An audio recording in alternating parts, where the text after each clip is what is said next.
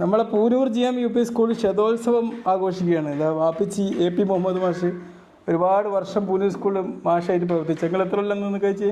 27 വർഷം. 27 വർഷം. നിങ്ങൾ അന്നത്തെ കാലത്ത് ഓർമ്മകൾ എങ്ങനെ? അങ്ങനത്തെ ഓർമ്മകൾ എന്ന് പറഞ്ഞാൽ ബാലുശ്ശേരി സബ് ജില്ലയിലെ പേരുകൊണ്ടും പെരുമ കൊണ്ടും ഉന്നതിയിലെത്തിയ ഒരു വിദ്യാലയമാണ് പൂനൂർ GM UP സ്കൂൾ. അന്ന് പിന്നെ അന്ന് അല്ലേ BM അബ്ദുറഹ്മാൻ മാഷ് അന്ന് ദീർഘകാലം അവിടെ ഹെഡ് മാസ്റ്ററായി നിന്ന ആളാണ് BM അബ്ദുറഹ്മാൻ മാഷ്. ആ സ്കൂളിൻ്റെ എല്ലാമായിരുന്നു എന്ന് തന്നെ പറയാം. അതിൽ സ്കൂളിനെ നല്ല നിലയിൽ നയിക്കാനും അതുപോലെ തന്നെ സ്കൂളിനെ ഉന്നതിയിലേക്ക് എത്തിക്കാനും ഒക്കെ തീവ്രയത്നം നടത്തിയ അധ്യാപകനായിരുന്നു BM അബ്ദുറഹ്മാൻ മാഷ്. ഇന്ന് അദ്ദേഹം ജീവിച്ചിരിപ്പില്ല. അവരെ കൂടെ നല്ല അനുഭവങ്ങൾ എന്തെങ്കിലും ഓർമ്മ? അങ്ങനെ ഞാൻ 1973 പൂനൂർ UP സ്കൂളിലേക്ക് ട്രാൻസ്ഫർ വരുന്നത്. ആദ്യത്തെ എൻ്റെ PSC അപ്പോയിൻമെൻറ്റ് താമരശ്ശേരി UP സ്കൂളിലായിരുന്നു. അവിടെ ഏതാണ്ട് 1 വർഷത്തോളം അവിടെ ചെലവഴിച്ചിരുന്നു. അതിനുശേഷം അബ്ദുറഹ്മാൻ മാഷ് നിർബന്ധിച്ച് എന്നോട് പറഞ്ഞു ട്രാൻസ്ഫറിന് കൊടുക്കണം പൂനൂർ UPയിലേക്ക്. അങ്ങനെ ഞാൻ പൂനൂർ UPയിലേക്ക് ട്രാൻസ്ഫറിന് കൊടുക്കുകയും 27 വർഷക്കാലം അവിടെ സേവനമനുഷ്ഠിക്കുകയും ചെയ്തു. ആ ഒരു കാലഘട്ടങ്ങൾ ഇങ്ങനെ ഈ കാലഘട്ടത്തെ ഓർക്കുമ്പോൾ ഞാൻ വന്ന കൊല്ലം അവിടെ LP UPയുടെയും ഒന്നായിട്ടായിരുന്നു സ്കൂള്. അന്ന് 1 മുതൽ 5 വരെ LP സെക്ഷനിലും 6 മുതൽ 8 വരെ UP സ്കൂളിൽ. അന്ന് UPയിൽ 8 വരെ ക്ലാസ്സും ഉണ്ടാവും, LPയിൽ 5 വരെയും. അങ്ങനെ ആ കൊല്ലത്തിൽ 1973 സ്കൂള് സെപ്പറേറ്റ് ചെയ്യുന്നത്, LP വേറെയും UP വേറെയായിട്ട്. അതിന് കാരണം 2 സ്ഥലങ്ങളിലായിരുന്നു ബിൽഡിംഗ് നിന്നിരുന്നത്. ഒന്ന് പുനരങ്ങാടിയുടെ തെക്ക് ഭാഗത്തും ഒന്ന് പുനരങ്ങാടിയുടെ കിഴക്ക് ഭാഗത്തും. അങ്ങോട്ടും ഇങ്ങോട്ടും അധ്യാപകർക്ക് സഞ്ചരിക്കാനും പോകാനും ഒക്കെ വളരെ വിഷമമുള്ളൊരു ഘട്ടമായിരുന്നു അന്ന്. അതുകൊണ്ട് തന്നെ ആ സ്കൂൾ സെപ്പറേറ്റ് ചെയ്യണമെന്ന് അതിനു മുമ്പേ പിന്നെ പല നിവേദനങ്ങളും കൊടുക്കുകയും അതിൻ്റെ അടിസ്ഥാനത്തിൽ 1973 സ്കൂള് 2ആയിട്ട് വിഭജിക്കുകയും ചെയ്തു. ഞാൻ പോയി 1 വർഷം ആകുകയും തന്നെ LP വേറെയും UP വേറെയുമായി. അപ്പം അത് പഴയ സ്കൂളും ഇത് പുതിയ സ്കൂളും എന്നുള്ള രൂപത്തിലാണ് അന്ന് നിന്നത്. പിന്നെ അത് അന്ന് നിങ്ങൾക്ക് നിങ്ങളെ കുറേ മാഷ്മാരുടെ ഒരു യൂണിയൻ തന്നെ അല്ലായിരുന്നു അന്ന് അവിടെ? അധ്യാപകർ എന്ന് പറഞ്ഞാൽ അവിടെ വന്നാൽ പിന്നെ ട്രാൻസ്ഫർ പോകുന്ന പതിവില്ല. അവിടെ സ്ഥിരമായിട്ട് അവിടെ നിൽക്കുകയാണ് ചെയ്യുക. കാരണം അധിക ആളുകളും നെന്മണ്ടക്കാരായിരുന്നു. പൂനൂർ പ്രദേശത്തുകാരധികമില്ല. നെന്മണ്ട ബാലുശ്ശേരി ഭാഗത്ത് നിന്ന് വരുന്നവരായിരുന്നു കൂടുതൽ പേരും. പിന്നെ ദൂരെയുള്ളവരും.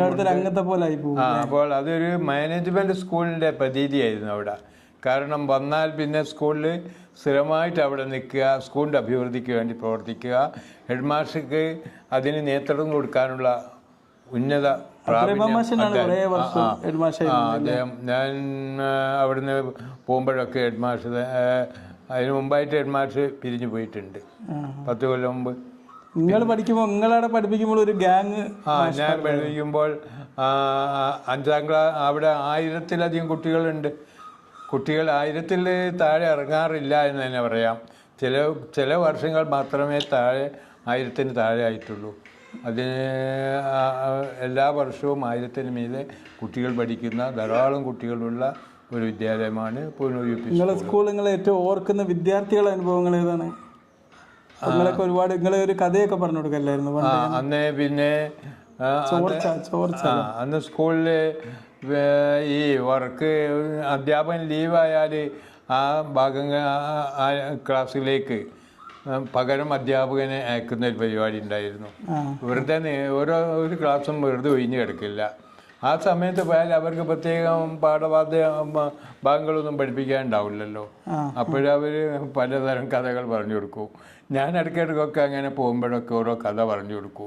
അപ്പം കുട്ടികൾ ഞാൻ ക്ലാസ്സിലേക്ക് വരുമ്പോൾ തന്നെ പറയും, ഇന്നൊരു കഥ വേണം സാർ, ഒരു കഥ വേണം.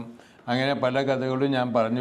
ഏറ്റവും പ്രധാനപ്പെട്ട കഥ അത് മുമ്പ് പറഞ്ഞതാണല്ലോ. ചോർച്ച എന്നുള്ളൊരു കഥയൊക്കെ ഉണ്ടായിരുന്നു. അത് ഇന്നും പ്രസിദ്ധമാണ്. പിന്നെ പല പുരാണ കഥകളും അതുപോലെ തന്നെ പല നാടൻ കഥകളും ഒക്കെ ധാരാളം പറഞ്ഞു കൊടുത്തു. നിങ്ങളുടെ ഹാൻഡ് റൈറ്റിംഗ് ഭയങ്കര. പിന്നെ അന്ന് 5ാം ക്ലാസ്സിൽ ആയിരുന്നു ഞാൻ അധികവും കൂടുതൽ ക്ലാസ്സുകളിൽ ഇംഗ്ലീഷ് എടുത്തത്. ഇപ്പോൾ 3-4 ക്ലാസ്സുകളിൽ ഇംഗ്ലീഷ്, 6ാം ക്ലാസ്സിലും ഇംഗ്ലീഷ് എടുത്തിട്ടുണ്ട്. 5ൽ ക്ലാസ് എടുക്കാൻ കാരണം ഞാൻ ഇംഗ്ലീഷ് എടുക്കാൻ പോകുമ്പോഴേ കളർ ചോക്കോട് ആയിട്ടാണ് പോവുക. പലതരം കളറുകൾ, പല കളറുകളിൽ ലെറ്റർ എഴുതി കൊടുത്ത് അന്ന് എഴുത്തിലൊക്കെ ഇറ്റാലിക്സ് എഴുത്തിലൊക്കെ പ്രാവീണ്യം നേടിയിരുന്നു ഞാൻ ട്രെയിനിങ് കഴിച്ച വിദ്യാലയത്തിൽ നിന്ന്. അവിടുത്തെ ഹെഡ് മാസ്റ്റർ ബാംഗ്ലൂരിൽ പോയിട്ട് ഇറ്റാലിക്സ് റൈറ്റ്സിലൊക്കെ വളരെ പ്രാവീണ്യം നേടിയ ആളായിരുന്നു. അതുപോലെ ജോയിൻറ്റ് റൈറ്റിങ്ങും ഇറ്റാലിക്സും ഒക്കെ പരിചയപ്പെടുത്താൻ വേണ്ടിയിട്ട് ഞാൻ അധികവും 5ാം ക്ലാസ്സിലാണ് പഠിപ്പിച്ചിരുന്നത്. പിന്നെ കുറച്ച് ക്ലാസ് 6ഉം 7ഉം ഒക്കെ ഉണ്ട്, കാരണം അത്രയും വലിയ സ്കൂളായിരുന്നല്ലോ. പിന്നെ ഈ പഠിപ്പിച്ചത് ആരെങ്കിലും ഓർക്കാറുണ്ടോ? കുട്ടികളിങ്ങനെ ഓർമ്മിപ്പിക്കാറുണ്ടോ? അന്ന് ഞാൻ തന്നെ നിങ്ങളെ ക്ലാസ് ഇപ്പോഴും പഠിച്ച പല കുട്ടികളും ഇപ്പോഴും ഓർക്കാറുണ്ട്. ഞാൻ പഠിപ്പിച്ചിരുന്ന അബ്ബാസ് മാഷ്, CP മുഹമ്മദ് മാഷ്, അതുപോലെ തന്നെ അബ്ദുറഹ്മാൻ മാഷ്, ഇങ്ങനെ പലരും ഇപ്പോഴും അത് അയവിറക്കാറുണ്ട് അന്നത്തെ ഹാൻഡ് റൈറ്റിങ്ങിനെ പറ്റിയൊക്കെ. ആണോ? കാരണം അന്ന് ഞാൻ നമ്മളെ വിഷയങ്ങളിലേക്ക് പ്രവേശിക്കുന്നതിന് മുമ്പായിട്ട് ഓരോ ഇംഗ്ലീഷ് ആണെങ്കിൽ ആ ഇംഗ്ലീഷിലെ പുതിയ പദങ്ങളൊക്കെ ഞാൻ നേരത്തെ തന്നെ കുട്ടികളെ പഠിപ്പിക്കും, അതിൻ്റെ സ്പെല്ലിങ്ങും അതിൻ്റെ മീനിങ്ങും ഒക്കെ. പിന്നെ അതെല്ലാം അവർക്ക് ക്ലിയർ ആയതിനു ശേഷമേ പാഠഭാഗങ്ങൾ പാസേജ് തുടങ്ങുള്ളൂ. പിന്നെ സ്ട്രക്ചറുകൾ, പുതിയ സ്ട്രക്ചറുകളൊക്കെ പരിചയപ്പെടുത്തുമ്പോഴും അത് പരിചയപ്പെടുത്തി ക്ലിയറാക്കിയതിന് ശേഷമാണ് പാഠഭാഗങ്ങൾ പാസേജ് വായിച്ചു കൊടുക്കുക. അപ്പോൾ കുട്ടികൾക്കൊക്കെ അതിൽ വളരെ താല്പര്യമായിരുന്നു. പിന്നെ ഡിക്റ്റേഷനൊക്കെ കൊടുത്തിട്ട് അത് ഉറപ്പ് വരുത്തിയിട്ടാണ് ക്ലാസ്സിലേക്ക് പാഠം ആരംഭിക്കുക. ആ രീതിയിൽ പല കുട്ടികളും ഇന്നും അത് അയവിറക്കാറുണ്ട്. അവർ ആ മെത്തേഡാണ് ഫോളോ ചെയ്യാറ് എന്ന്. എൻ്റെ കുട്ടികൾ പലരും ടീച്ചേഴ്സായിട്ടുണ്ട്. പുരൂരിൽ തന്നെ ധാരാളം കുട്ടികൾ, അബ്ദുറഹ്മാൻ, ഹക്കീം, പിന്നെ അങ്ങനെ പോകുന്നു പലരും. പേരിപ്പോൾ ഓർക്കുന്നില്ല. പലരും എൻ്റെ സലീം, സലാം, ഇങ്ങനെ പലരും എൻ്റെ സ്റ്റുഡൻസായിട്ട് തന്നെ പഠിച്ചു പോയവരാണ്. എന്തായാലും നിങ്ങൾ പൂനൂർ സ്കൂളിന് ഇപ്പോൾ ഒരു ശതോത്സവം അല്ലേ?